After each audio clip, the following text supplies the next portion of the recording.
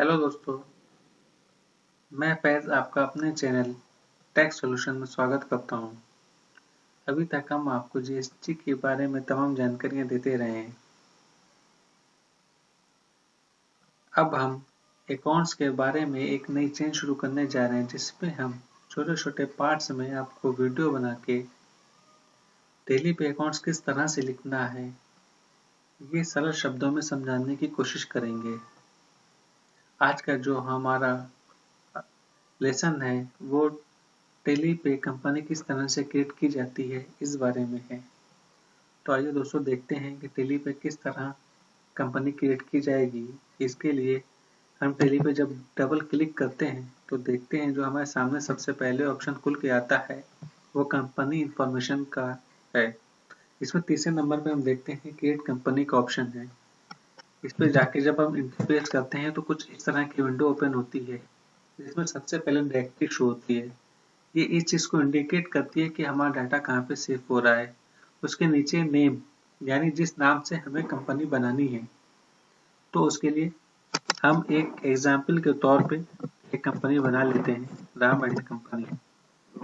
और जैसे ही हम इंटरप्रेस करते हैं तो देखते हैं कि वही नाम जो कि हमने ऊपर डाला है, सेम वही नाम बिलिंग नेम में आ जाता है।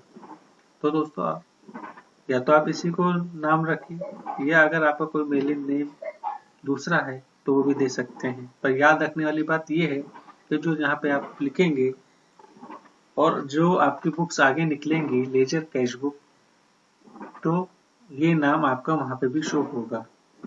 इसके बाद आप इंटर प्रेस करते हैं और एड्रेस डाल देते हैं। उसके नीचे कंट्री का ऑप्शन आता है, तो ये राम एंड कंपनी जहाँ पे भी है, जिस देश में भी है, उसी देश का कानून इस पे लागू होगा, तो वही देश हम यहाँ पे डालेंगे। तो हम यहाँ पे इंडिया डालते हैं। उसके नीचे जहाँ पे स्टेट डालना है आप उत्तर प्रदेश डाल देते हैं। उसके नीचे पिन कोड आएगा, हमें पिन कोड लिखना है। उसके बाद हम 4-5 ऑप्शन और देखते हैं, phone number, mobile number, fax number, email और वेबसाइट। तो आप यहाँ पे ये सब भर सकते हैं। इसके बाद आपका फाइनेंशियल ईयर कहाँ से शुरू हो रहा है और किताबें कहाँ से शुरू हो रही हैं।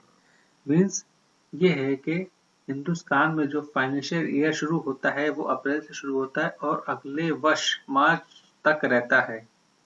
तो दोस्तों जैसे कि अगर हम 17-18 की किताबें लिखने जा रहे हैं तो हमें यहाँ पे फाइनेंशियल ईयर बिगिनिंग फ्रॉम में 1/4/2017 लिखना है। और जैसे ही हम 1/4/2017 लिखेंगे तो देखते हैं कि बुक्स बिगिनिंग फ्रॉम में भी वही डेट आ जाती है। तो अगर हम मान लेते हैं कि जैसे कि हमने 17-18 की किताबें लिखनी है, तो हमने ऊपर तो जो है 1/4/2017 लिख दिया। उसके बाद हमारी बुक्स कहाँ से शुरू हो रही हैं, जैसे कि मान लीजिए कि बीच में रजिस्ट्रेशन होता है, मान लीजिए 1 जून को रजिस्ट्रेशन हुआ, तो ऊपर तो हम 1/4/2017 ही लिखेंगे, लेकिन बुक्स बिगिनिंग फ्रॉम में वाली डेट लिखेंगे जहां से हमारी किताबें शुरू हो रही हैं। और हम सेम भी रख सकते हैं। उसके बाद सिक्योरिटी कंट्रोल है, यहाँ पे हम पासवर्ड वगैरह देते हैं। इसको अभी हम छोड़ देते हैं और इसको हम आगे समझेंगे। तो इंटर पेज करते हैं।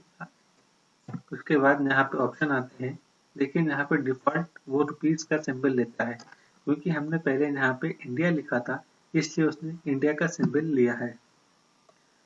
फिर इसके बाद इसमें इंटर पेज करते चलिए और यहाँ पे एक्सेप्ट का एक विंडो खुल के आती है। आप इंटर पेज करेंगे तो ये यहाँ पे आपकी कंपनी बन जाएगी। एक चीज समझने वाली है, एक्सेप्ट यानी वाई का मतलब यहाँ पे सेव करने से है। यस करेंगे, इंटर पेज करेंगे, ये सेव हो जाएगा। अब आप देखते हैं कि आपकी कंपनी बन गई, राम एंड कंपनी।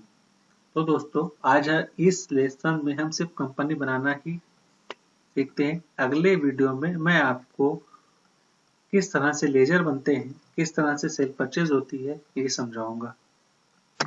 अगर ये आपको वीडियो पसंद आई तो लाइक करें, कमेंट करें, सब्सक्राइब करें। Thank you.